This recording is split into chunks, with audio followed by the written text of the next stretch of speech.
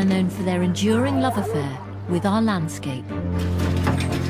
Some would say that our obsession with the rural dream comes with a question. If we could, would we choose to live in it?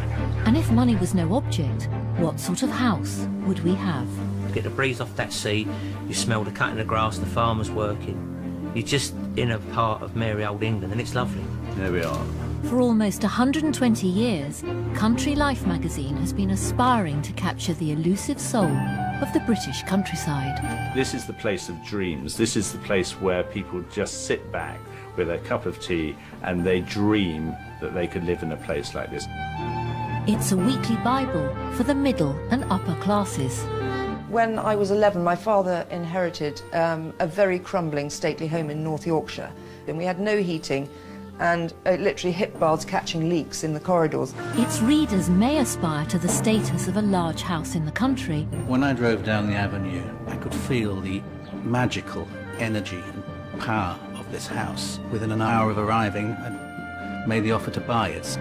But with just 18% of us living in the countryside and the majority residing in cities, towns and suburbs, many of us are increasingly divorced from a rural way of life. They nearly eat a cow a day, a whole cow a day. Yeah, they eat a lot of meat.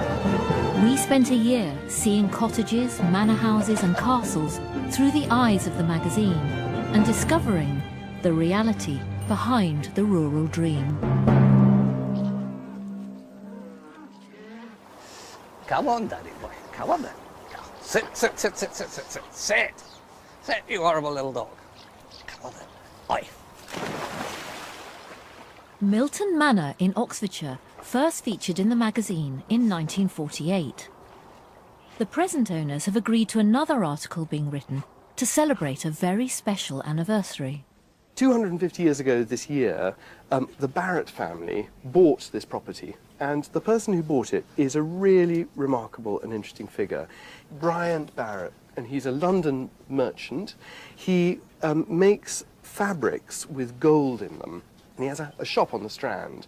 And he buys Milton Manor and he expands it as a family seat because he is vastly wealthy.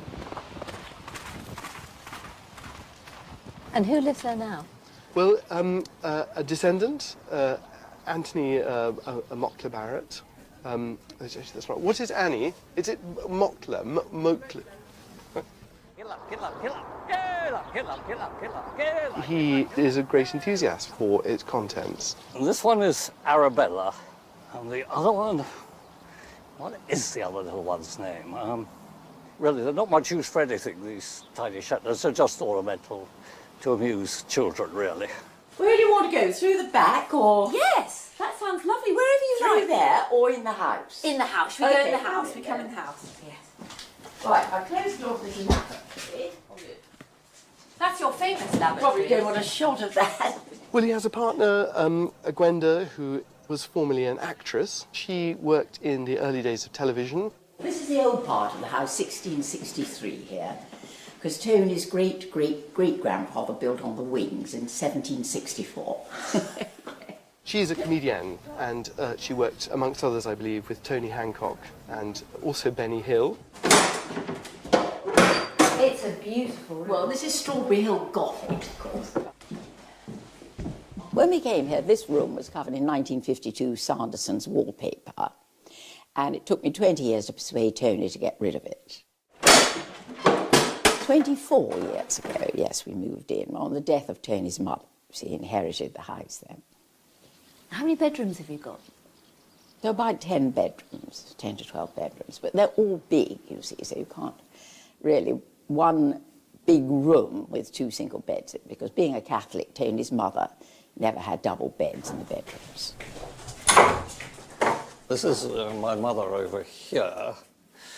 This portrait of her when she came out as a deb, and that was her looking slightly touched up, one feels.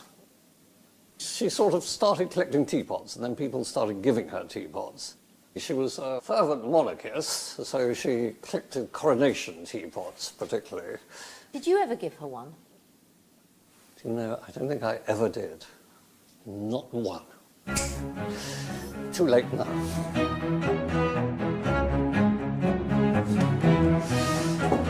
The house tells the story of the association of a particular family with a particular place. It was a nursery where we spent most of our childhood, the four of us and Nanny. That was me, my sister's christening. One of the things that is so fascinating about it is that, of course, the house is interesting architecturally, but the continuity and contents make this house exponentially more interesting. This is the will of Brian Barrett's father, Nicholas Barrett, to the parish of St. Clement Dane. This is our living room, really. A lovely bright room. Well, this is the morning room, of course, so it gets the sun in the morning. What's very unusual about it is that it is possible, through Brian Barrett's manuscripts, to come very close to not only a particular person, but also to a perspective on the world. There you have the details of a marriage settlement. In that sense, you're stepping straight back 250 years. That is really exciting. At least I find it exciting. Anthony is the 9th generation descended from Bryant Barrett. As the eldest son, he inherited Milton Manor in 1990. This is the family conversation piece that my mother insisted on having done. We were all forced to come in one by one and sit here for hours, which for children was a bit of a strain. But I think we hated it less than my father, who really loathed it, but my mother insisted on doing it. He put up with quite a lot, particularly in his old age, having to sit in the little sitting room, sort of huddled over a little stove, because it was the only warm room in the house. Taney's mother wouldn't have fires in the house, but she said it was bad for the furniture. So everybody who came here was frozen. In fact, some chap spent a whole Christmas in the airing cupboard because it was the warmest place in the house. So yes, this is a way of bringing visitors up and getting an ooh. Anthony and his forebears have been established at Milton Manor for 2.5 centuries, making the tenant at King John's Hunting Lodge appear a relative newcomer. Why can't pinks work in my garden? They just don't work. Nor does lavender. I can't make it grow. And the bloody rabbits. Can't win. You can't win in the garden. Can you win in a house, in a room? Yes, because it's static. Nicky Haslam has rented his country home from the National Trust for a mere 30 years. Why is the Englishman's home his castle, do you think? Is it? I suppose we, more than almost any other nation, prize our own nest, because we've been so lucky to have had them for so long undisturbed. We haven't had revolutions that burnt down country houses. There's always been that sort of having a nest of your own is very English. Well, you are on time. Thank you How very wonderful. much, Nikki. Hi, How nice Arabella. to see you. Lovely to see you. Thank you so much. Arabella Ewens, the property editor of the magazine, has come to interview Nicky about his eclectic approach to decorating a home. The violin is a chocolate box from Vienna, sprayed white. I just collect anything white like that. I found the lamp in the gift shop at the Louvre, I think, the lit-up shell. Which is crystal obelisk came from Moscow. I quite like inexpensive things. I don't have anything valuable here at all. No, well, that's And I love souvenirs. I love remembering where I found things. And was that your mum? Yeah, my mother. It's fairly unflattering too. I mean, it, Oh, really? it isn't over flattering. Well, that's pretty She unusual. looked quite like that. Is there somewhere I can sit? Just anywhere. anywhere? I think something that will resonate really well with country life readers, who I think have sometimes been a bit nervous of the idea of interior design. A lot of our readers will have lots of furniture that they've inherited, invariably quite a lot of brown furniture, which certainly kind of the younger generation, my generation, you know, don't know what to do with necessarily. Paint it white, brilliant, I love that. Even if it's the finest mahogany. Yeah. I've read country life, I suppose, all my life, because we came to my parents' house in the country and we used to pounce on it when it came, and it was the Bible of English life in the, well, especially after the war, I remember it. And it was very thin and black and white covers. Actually, if you read the property section of Old Country Life, you see sort of mansions in I don't know, Hertfordshire with 800 acres of land going for £4,000. You suddenly realise what life's all about. First published in 1897, the magazine can sell over 60,000 copies a week when it's a special edition. Thank you very much. This is the Best of British issue. We're working on an issue every week, but this has been the big issue this year. And what are you thinking as you open that box? I'm hoping there's not some absolutely ghastly mistake. It's like an exocet. A mistake comes out at you, and that's sort of what I'm slightly looking at for at the moment. What we've sort of done here is that we try to get, this is the variation of the great houses. So, we've got sort of Castle Howard, a modern house in Hampshire. I have a vision of the Queen. I don't know whether the Queen does read it, but it's my sort of fantasy that the Queen's sort of having her, sitting there with her toast and marmalade on a Wednesday, reading the magazine. The magazine certainly wouldn't have entered in my terrace house in North London. It is upper class. It's an upper class magazine. It always was.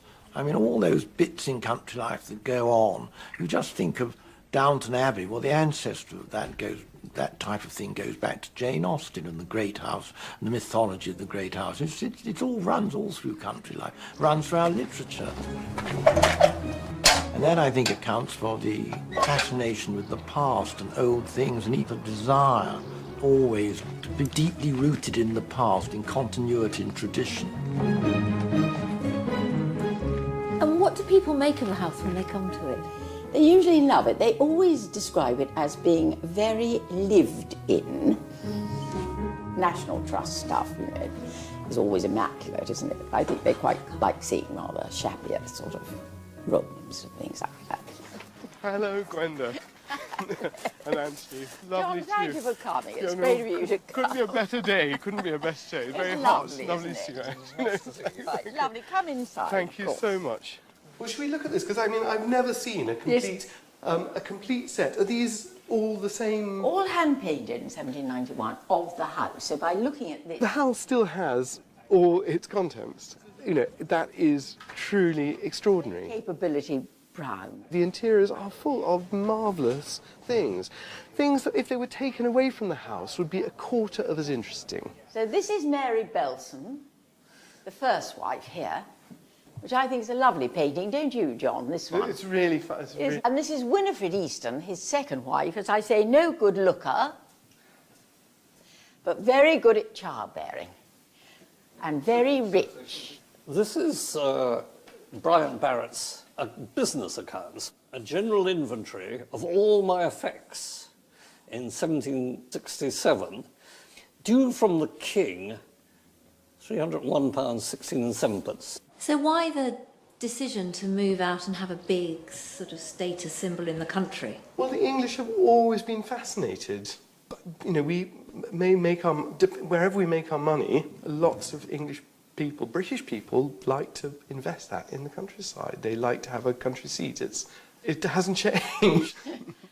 You've got one long curtain and one short curtain. Is that a particular style? No, that was because we had one pair of long curtains and one pair of short curtains, because we took down the other curtains and we've never got it together again. When Anthony was a child, the house had a staff of 6. Now he's down to 1 gardener and a part-time cleaner. This is my office. I've got 4 tables, and the idea was each would concentrate on a different aspect, farming or cottages or house opening or whatever it might be. But it hasn't actually worked out like that. I really wish I could afford a secretary. Are you computer literate? Absolutely not. There's not a computer in the house.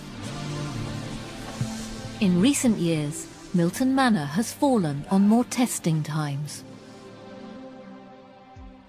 What are the challenges of keeping a house like this alive in 2014-15? You need a good woman around, really, to do, cleaning, cooking, that sort of thing.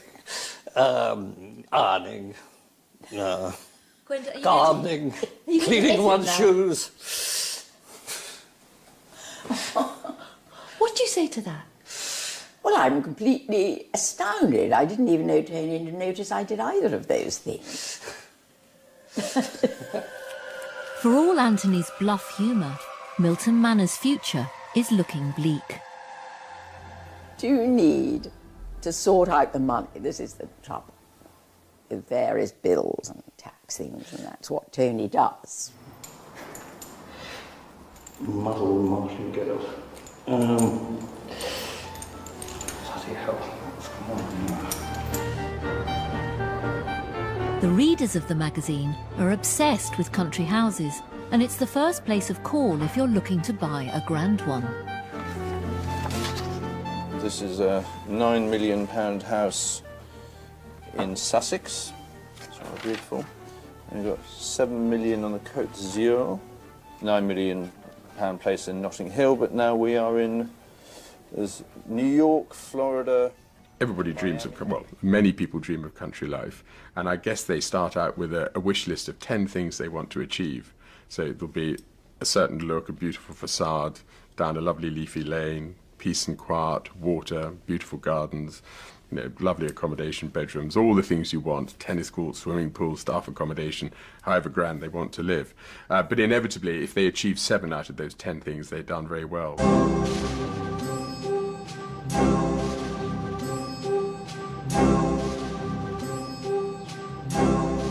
Kinross House looks the dream home to many.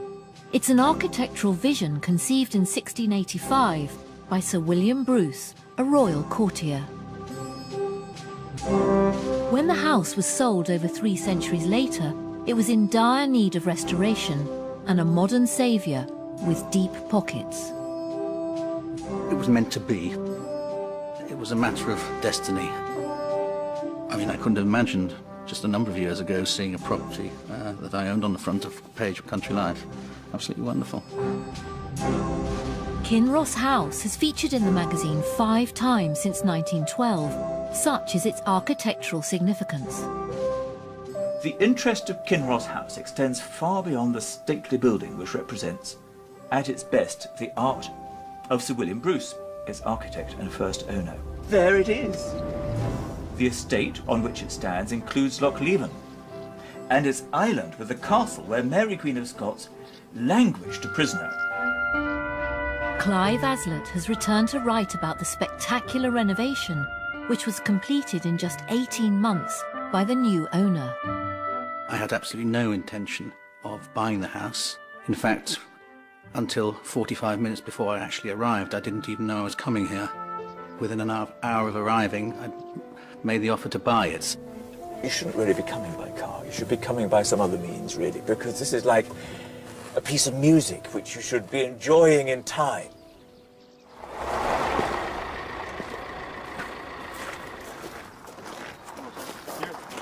Thank you very much. Hello, Clive. How are you? Good to see you. Good. Well, let me show you around. Thank you very much. A number of people have come through that door and said, "My God, you put a new floor down." Yes. Well, no. Sir William Bruce put this floor down sometime after 1683, during the building of the house. It's exactly the same floor. I have seen Kinross House described as the coldest house in Scotland because I think there were 6 or 10 radiators in the whole property. When you came? When I came, yeah. Wow. And there are now more than that just in the entrance hall. But you don't have underfloor heating or anything? No. Too far.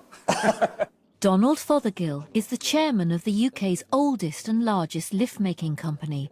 He bought Kinross House for £4 million and spent a further £13 million on restoring it. When I drove down the avenue 3 or 4 years ago, whenever it was, I could feel the magical energy and power of this house. I was just drawn to it like a magnet. I immediately knew that there was a partnership with me, the house, perhaps even Bruce himself. I felt an overwhelming urge to finish what he had started. And that's the great man himself. There he is. God. And he's in a sort of dressing gown or something. Yes, it looks like a sort of kimono. Kimono, yes. It's a wonderful silk. It's a very compelling image because it shows him, obviously, as he wants himself to be portrayed in this easy, rather artistic way with his lace at his neck, but actually in this very striking and colourful sort of dressing gown. This is one of the Montgomerys. Here we are. Wonderful. Bruce's Grand Salon. A knockout room, isn't it? In every way. I always felt when I bought the house was the sense that there was Bruce wanting me to finish the house off. It's wonderful to see these things being done, because for a lot of the time when I was editor of the Country Life, everything was going wrong with the countryside. And now, wonderful to see a great success. This is the dining room. This table, which is solid mahogany, was purpose-built for this room. Oh, God. I won't tell you the price, it's embarrassing. Some people might look at it and think, why on earth? But fortunately, somebody had the vision to see it, to realise this is such a very beautiful and precious house, and to secure its future, really, for the next 150 years. I never realised how much dust a tapestry can accumulate. We had about 3 sugar bags worth of dust that came out of it, quite extraordinary. The whole thing is a drama, unfolding through space and, if you like, through time as well. Does that mean he had a big ego? Oh, he would have had a colossal ego. You have to have a huge ego to build a place like this. These little cupboards were actually built by Sir William Bruce. What there used to be were the little closets where they would nip off and go to the loo. So they ran the height of the building, and we've now turned those little old loo closets into mechanical and electrical services distribution. And do you think Donald's got something of William Bruce in him? Well, I think that everybody who makes a fortune, and you need a fortune to do this kind of thing, I suspect they do have things in common. They have to have a lot of vitality. And he was the top man, practically, or certainly one of the top men in Scotland, and he was building this to establish a dynasty. Simply enormous pressure vessel, boiler, hot water tank, pump control system, and I don't know if you can squeeze back here, but probably a few more gubbins to look at. It really does resemble a ship's boiler room. It's a great industrial work of art. So Donald, do you know how all this works? Absolutely not. I know somebody I can ask and who can, so I think that's the key point. Sir William Bruce's fate was not to create a dynasty. The building of Kinross defeated him. He fell from royal favour and died a pauper with no known grave. It seems incredible he had no grave. Poor Sir William Bruce. But no, of course, this is his memorial, and this is why we're here talking about him. Do you sense him around at all? Oh, definitely. Oh, definitely. I tend to fall in love with and buy places that I actually connect with. Whilst I don't want it to let it get the better of me like it got the better of Bruce, you have to have that, to have the passion to see a project, particularly one of this size, through and make it work.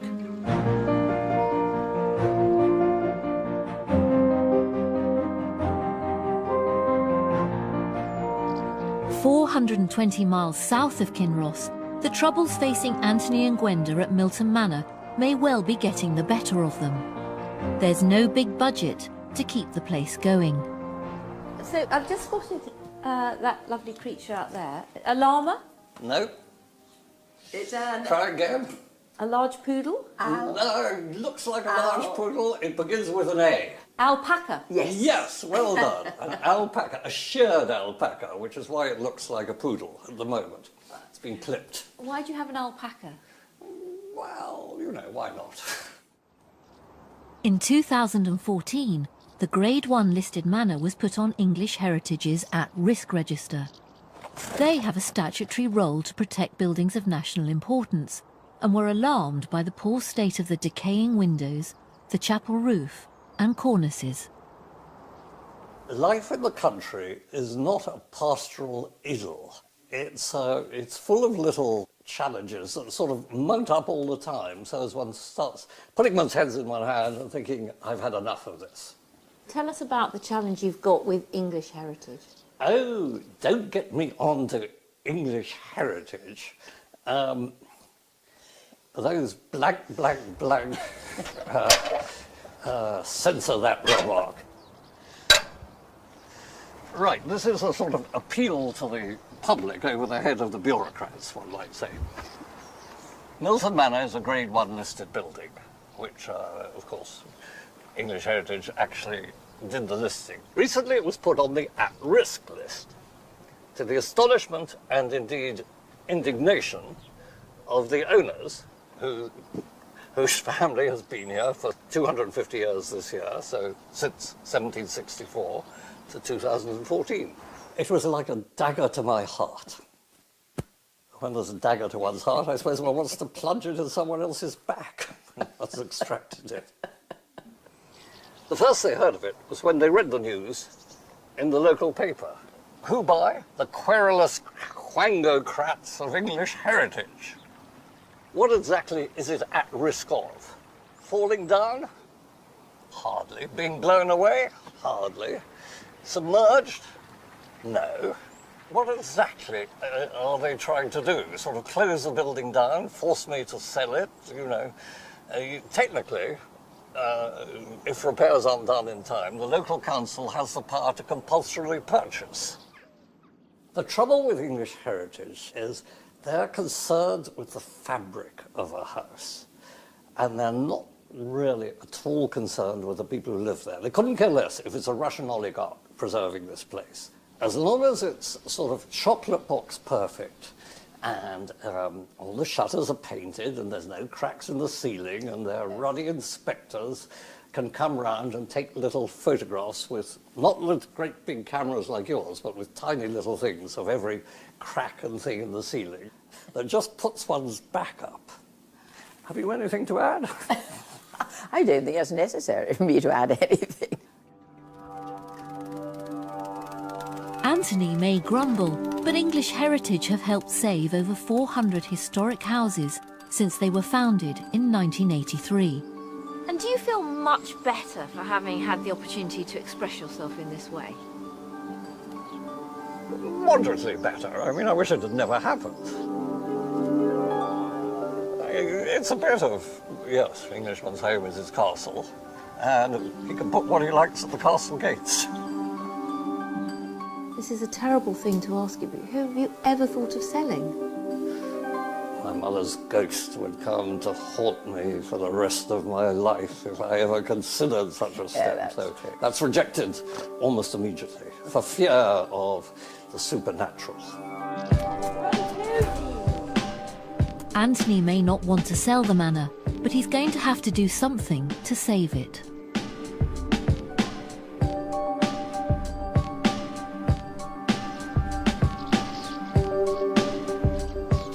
Miles west of Milton lives Nicky Phillips, whose family have been in residence in Picton for over 700 years. They too have had to make some harsh decisions to keep the roof on their castle. Well, this is Picton. It's been in the family since 1260. We are about as far west as you can get. Actually, we are 6 miles from the South Welsh coast. How old were you when you first came here? Oh, I mean, I was a baby. I really spent most of the summers in my childhood here. My grandparents were living here. I remember it being very enormous, as one does when one's that big. So how much land do you have? Well, the farm is 1,200 acres, but that belongs to my mother. So it's the trust really just has the 45 acres of garden. And then the sort of thing you'd expect around a castle, just a lot of flat lawn, and needs mowing every 10 minutes. Did you come up here with your sister? Mm-hmm. Sunbathing, tin foil. You know what teenagers are like. Lie on tin foil, you get twice as brown, or rather twice as red. Well, it's a Norman castle. I can almost see the water if I cut the trees down. I mean, no wonder they built these places so high. You can see people coming from miles. And who would the Phillips have been trying to keep out?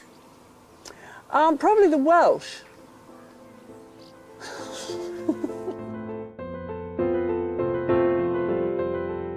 This is the chapel.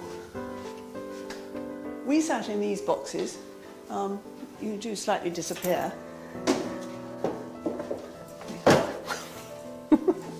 This is the vestry where my sister signed the book at her wedding. It's actually my grandfather's bathroom, because his bedroom is on one side and my grandmother's bedroom is on the other. My grandmother built dress cupboards here, which, talk about sacrilegious. I think that's why God probably hasn't looked after Picton as well as some other houses. Back in 1986, Nicky's grandparents faced the unimaginable prospect of losing Picton and took steps to protect its survival. My grandparents made it into a trust, really to keep the roof on and to keep it going. I think a lot of people were doing it at the time, you know, because the tax was so bad in those days. I think they ran out of options. They ran out of money. And so if you open your house to the public and the gardens, you do get tax breaks. On the scale of a lot of big houses, this is really quite small. You still do need to have staff. You need help. You know, you look at the size of the fireplace. I mean, you could get through half the log basket in one evening. That's my grandfather, painted by Graham Sutherland, and that's a really lovely portrait. He looked exactly like that. And this one is extraordinarily good of my grandmother, but we feel in the family that he didn't like her terribly. He sort of muddled her head up with a lot of foliage, as if to say, you are less important than your background. Here, come on, babe, come on, up here, come on. Good girl, good. Despite owning a cluster of turrets, Nicky still paints for a living. She now commands upwards of £20,000 a portrait. No, sit. She has featured in the magazine, and her spaniel Lola appeared on the frontispiece page in 2009. Stay. Loli, stop it. Come on, up here. Good girl. Sit.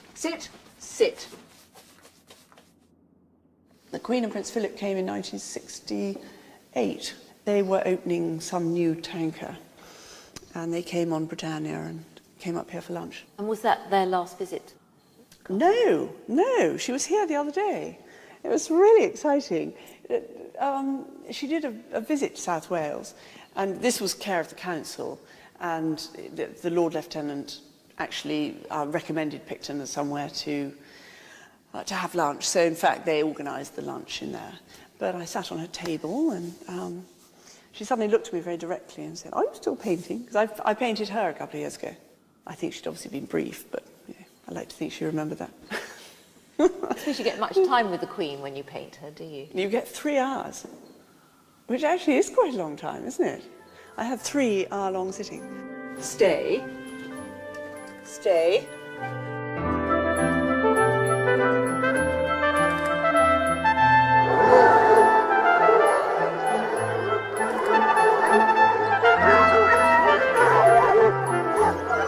The Chiddingfold, Leconfield and Cowdray is one of 176 remaining fox hunts in England and Wales. Over 120 foxhounds live in its original 18th century kennels, along with huntsman Sage Thompson, who is tied to his cottage through his job.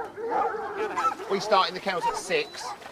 They go up their exercise. Probably this time of year we're probably taking them, probably about 3 mile at this time of year. And then as the summer goes on, we build the work up. By the end, before we start autumn trail hunting, they'll be doing 6, 7, 8 mile in the morning to get them, mainly to get them fit and to get their pads hard.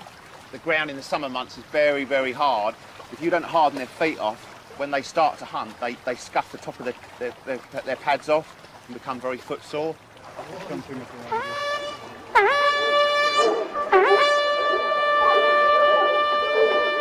The magazine's deputy editor, Rupert Uloth, regularly rides out with the Chiddingfold, Leconfield and Cowdray. It's his local hunt. It's very, very historic because it is the scene of something called the Grand Chase. And the Grand Chase still, although it happened in 1739, is still the longest recorded fox hunt in history. 57 miles. The huntsman still lives in the house that was provided for the huntsman then. So it's a real sign of continuity. Still very much part of the fabric of the countryside. Ever since I was a young boy, at 10 or 11 years old, I first went out with a pack of foxhounds, and something just must have clicked inside of me. That's what I wanted to do. Statesman. Obviously, I'm the top dog in the pack. They've got to respect what I say. No means no. There can't be any other way with a pack of foxhounds. If you say no, it means no. Crafton. Crafton. You have one, Rebel. So do you know the names of all Yeah, the every hounds? single one of them. That's Boswell. And the white dog beside him's Halifax. The dog right out in the middle is called, now you've got me, Granby. Granby. Granby. Good boy. Granby. I must admit, the older I'm getting, I am struggling to get the names as quick as I used to when I was a young man. I think I must be struggling from Alzheimer's or something. A lot of people will think that hunting's been banned and they won't understand why hunting carries on. I know, it's interesting. I mean, there is this Hunting Act which prevents hunting with a whole pack of hounds, but there are all sorts of exemptions. Sage's hunt, like all others, is not allowed to chase foxes. Instead, the hounds follow a scent trail laid by a hunt member.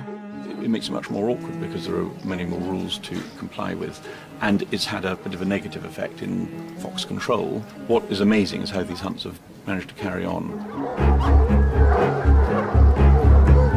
The magazine gives a voice to people who are fighting to keep rural traditions alive. Repealing the Hunting Act is a campaign it supports. Just put one foxhound stood up, enormous, on the page about the breeding of the foxhound over And the the last occasion. 3. Yes. Yeah. Is it? Hello, Sage. How are you, sir? Very well indeed. Good You to see you. summering well? Very well indeed, thank you. Yeah? Yeah. Come and see the Lovely. puppies? Yes, I'd love yeah, to. Come Yeah. on, let's go and have a look. Let's go and have a look. How are they? Yeah, no, we're doing well, sir. No, we've got 3 litters on the ground so far. I think my mission in writing a hunting article is not just for the diehards who go hunting everywhere. Of course, they're very important as well. Look well, sir, for the summer, don't they? They do very well, don't they? Good boys. I want to try and include as many of the readers about the pageant of hunting, portray it through the characters I meet. I think it's a sort of compelling subject, even if it's not something you do yourself. Come on, Garter. You know who this is. He's hunted with me many a day. Yeah, yeah. You're a good girl, Garter. Do you remember we had Gadget and Garter won at Ardingly? That's right, yes. Unentered. Yeah, Her little boys and girls. Look at those. Lucky enough, there's 6 bitches and 4 dogs. Wonderful. So it's the right ratio. Normally it's the other way round. Yeah, that's exactly what you want. They always seem to have more dogs in the litter than they do bitches. And people start being too soppy with them like this. Yeah, but to be quite honest, it doesn't affect them. Doesn't it? It doesn't affect them. You think it probably would do and make them soft, but they're not really a soft animal, really. They're quite tough creatures.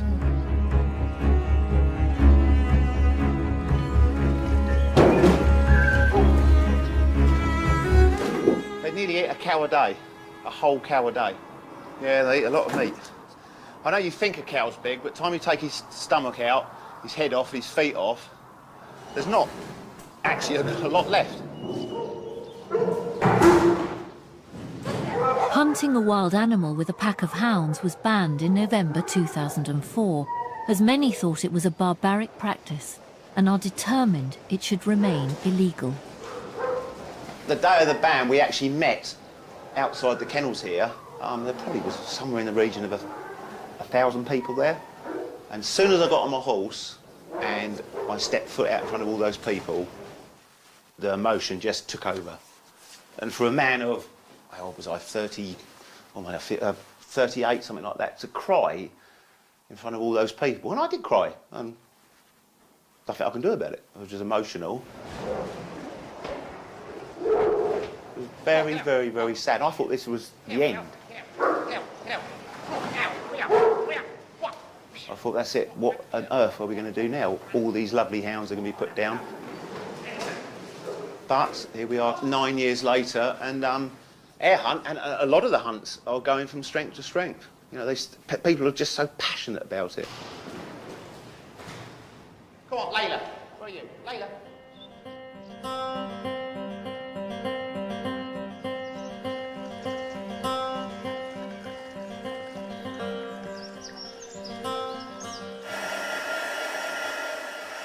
The reason I'm doing this is because I'm impatient, very impatient. I think probably any watercolourist would be horrified, but it helps me speed up so I can get on to the next layer of watercolours. Annie Tempest is the resident cartoonist in the magazine, weekly portraying the comings and goings of life in Tottering Hall. Dickie is my father. Daisy and Freddie are my children, and I use them at any age. But Dickie and Daffy are always the same They're always age. the same age, yes. And how old are they? I'm not telling you. Dickie's my dad. He keeps very quiet. He has his opinions, and you can see in his face that he doesn't agree with her, but he won't say it. He'll just, you know, have another glass of wine, dear. He's reading the Telegraph. Well, is it the Times he reads? I'm not quite sure. Actually, real Dickie Tottering went through a stage of reading the Guardian. Daffy was based on a neighbour in Norfolk who I admired hugely. He was just a very fun woman, always drinking too much gin and tonic, and she loves being in her bed with all the dogs on top, you know. She's normal, she's a person. She's got good legs, though, hasn't she? Yes, yes. But that's very an English body type. Very nice, thin legs and a big, fat middle, you know. And her bosom is splendid, isn't it? Ever descending. She's very like country people. She's straightforward, pragmatic, and gets on with life and doesn't cry over spilt milk and expects the grandchildren to behave. And what's their house like? Well, it's Tottering Hall. When I was 11, my father inherited a very crumbling stately home in North Yorkshire. And we had come from Africa, so we were used to heat, and we had no heating. It literally hip baths catching leaks in the corridors and stuff. Yeah, half an inch of snow on the billiard table one morning. It's now a very smart rental if you've got a lot of money. Fancy a top-up of red, Veronica? Oh, you poor thing, I forgot you're driving. Better stick to white, then. It was an overheard comment. How on earth do people without horse boxes manage to take their bottles to the bottle bank? And that's another real comment I've heard. What does living in the country mean to you? It means no traffic jams. It means, well, look out of my window. Who's got an office like this in London? I am very much a country girl. Nature's everything to me. It's my religion, if you like. I'm not religious in the formal sense, but if I need some kind of solace, I'll go for a walk. I hear the corn popping, and I notice how a thistle head, you know, from one day to the next changes. When I was very stressed as a younger person, I didn't see it. And I almost remember the day that I suddenly became open to nature. And it was, and so now I so appreciate it. I can't tell you how much I appreciate it. I'll go out into my garden in a minute and have a break. And I will smell the rose. I'll stick my face in it and sniff it. And I just love it. So I couldn't live anywhere else. I've created paradise here.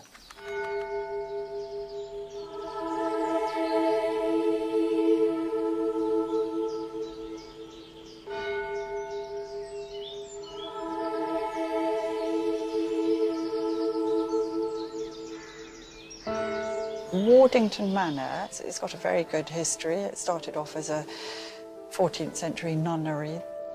Externally, it's very beautiful in a sort of mellow Cotswold stone way. It's not of any great sort of architectural significance, but I think the most amazing thing about it is its interior and this incredible plasterwork, which, you know, you really aren't prepared for. I've never seen anything like it.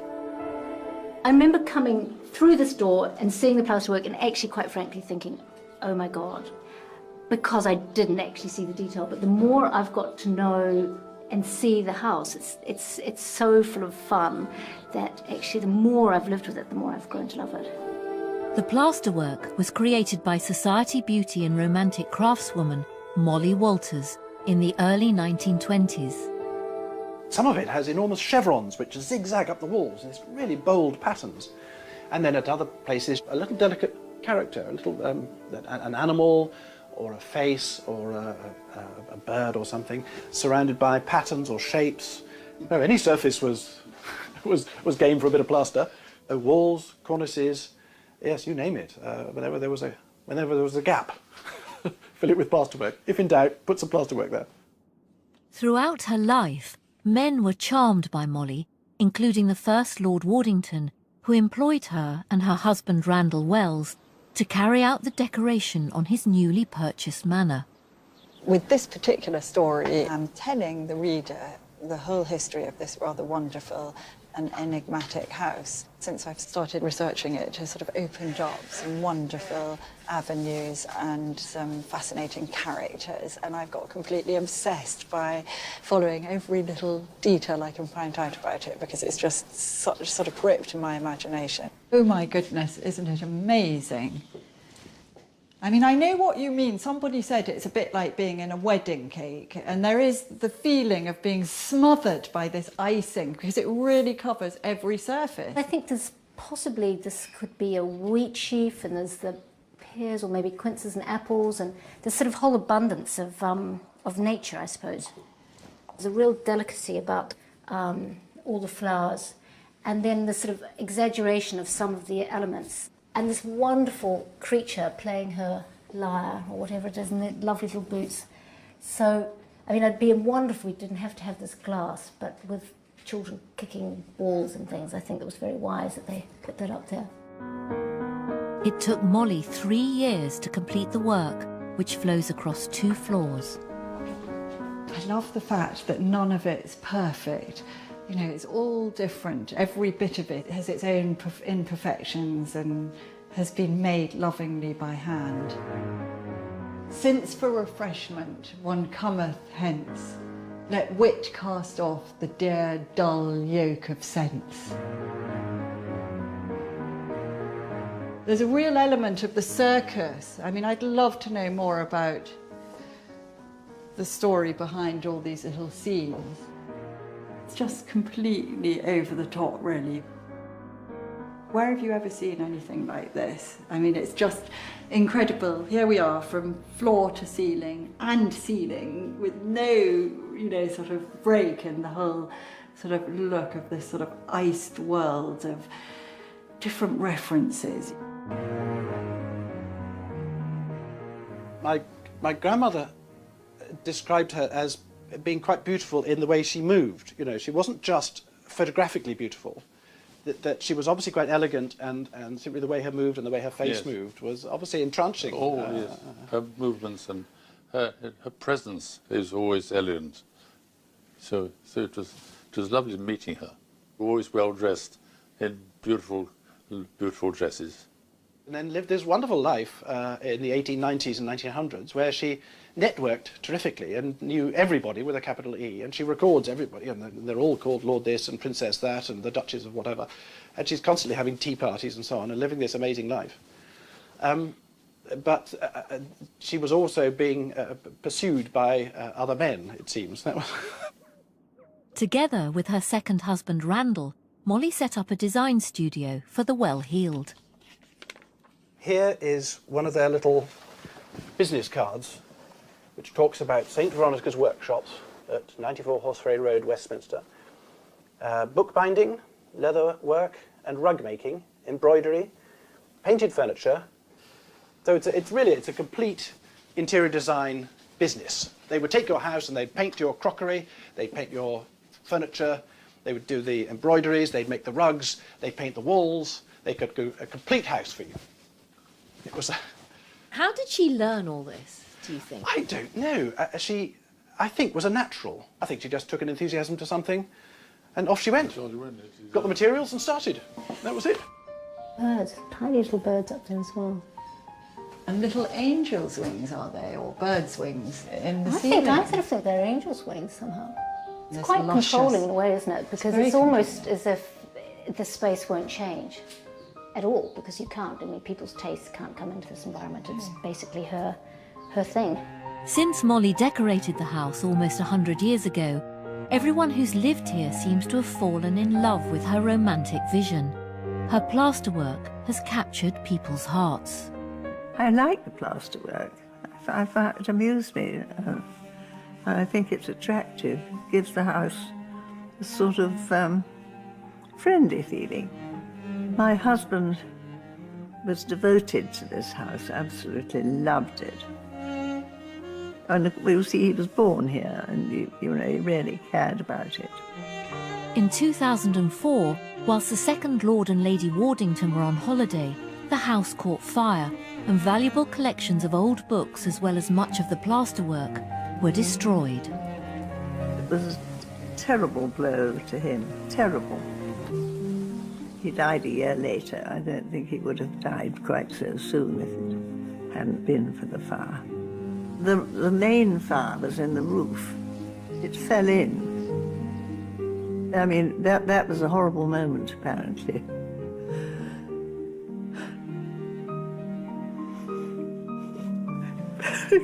It's extraordinary. It has this terrible effect on me. I wasn't here. Anything. It's extraordinary that I should be so emotional about it now. The damaged plasterwork on the second floor was restored. Following her husband's death, Lady Wardington sold the manor in 2008.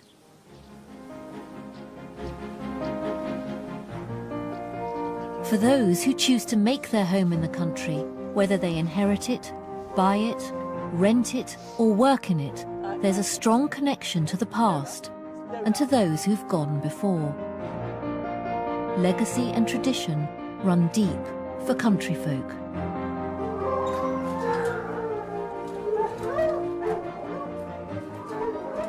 It's the morning of the opening meet, and Sage Thompson is up at 5:30 to prepare his hounds, just like every huntsman across the country has done for over 200 years. They sense it. They know that they're going, they're going out. They probably all think we're all coming, but unfortunately for a lot of the old ones, they can't come today. They can't keep up with the pace that we're going to go at with the trails. You can't have any old pensioners with me, unfortunately. Since the ban, the hounds follow a trail laid by rags soaked in fox urine. Granite, you can't come. Unlike a real hunt, which meanders round in different directions, the trail is direct, like a racetrack, and only for the fastest and the fittest hounds. Are they disappointed that they don't come? I think they are. I think they're like, why hasn't he called me? What have I done wrong? They sulk. So it must be hard for them. That's the way, the ban is.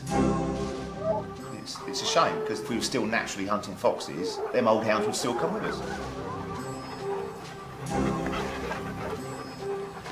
Do you think you have the best job in the countryside? In my eyes, yeah. There'd be other jobs in the countryside would earn a lot more money than I would, but I wouldn't wish to do anything different. And I wouldn't want to change anything different than what I've done in my life. Yeah, we all make mistakes when we're young. I made a few mistakes when I was young. I got in trouble with the hunt saboteurs.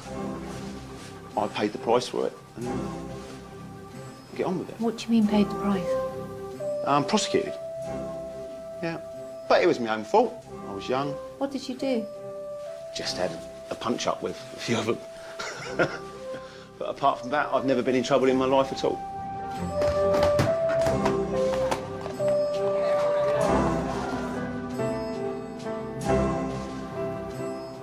Now, when you're putting your stock on, the season is upon us. Yeah, I'll always get butterflies on the opening meet. Maybe more so that, have I missed something? There'll be people there today that probably only come out to the opening meet. Bless their hearts, they just want to be part of that day. Sometimes it can end up with a bit of carnage because they don't quite know maybe what they're doing, or their horse may not behave. Sage's special horn. I can't actually do any more. I've done to the best of my ability to make it work.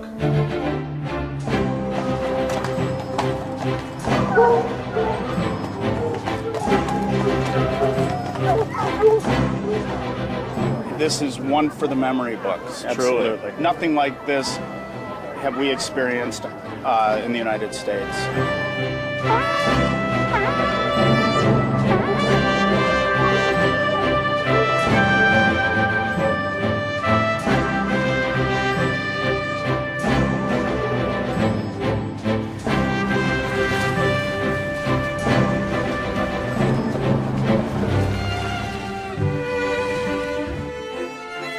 It's Christmas at Milton Manor, and spirits have lifted.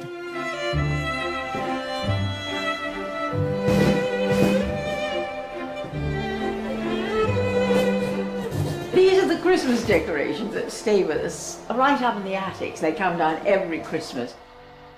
It's much easier to have this sort of lift to bring it down. Down a bit! Down a bit more! One more! Bit more! Anthony and Gwenda have come up with a plan to open more rooms to the public. They hope to raise extra money to keep the manor going. We've got to exhibit to the public 244 items, so which means we've got to open 12 rooms, we've reckoned, to the public instead of 7. They've been advised on some do's and don'ts to maximise revenue.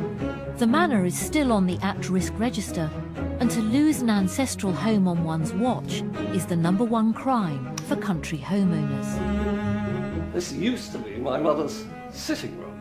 Now this has to be open because we've got to show that desk and that desk and that chest of drawers and that thing. There's probably all dead birds. Probably dead birds. Absolutely up the chimney. So that needs to be clean before we're open to the public again. And these ones, of us as we were kids, the family, don't have to be exhibited to the public. This one does, St. Francis, and this one does too. Any old 18th century gentleman would feel. And I see you've got the fire going, but you're in your coats and scarves. Yeah, because owing to unfortunate circumstances, we can't afford heating this winter. The house is heated by oil, and the tanks have run dry because Anthony can't afford to fill them. This apparently in the original house used to be the servants' quarters and the kitchen. You have to clamber over to get to the boiler room. These are the tanks that need to be filled up, and this sort of tube here is meant to show you, at the moment it looks as if there's nothing in at all. And what does it cost to fill them up? Oh, £2,000 or £3,000 to fill them up, and the trouble is it uses it extremely quickly. So what will you do over Christmas? Wrap up warm, light the fires in every room, warm our hands on Gwenda's candles on the tree.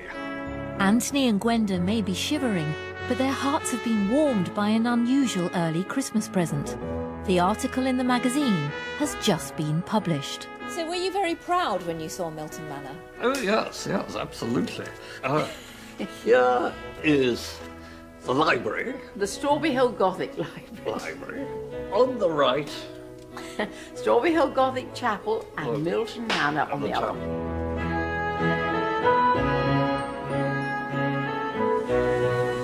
Next week, every reader loves a dog. He's eaten £250 in cash, an entire chair, 2 pairs of specs. Honouring the past in an English manner. This is a document, if you like, of the whole of the English countryside as it went to war. And the celebration of luxury goes a little too far for some. That is something this magazine has never aligned itself with. It was never about money.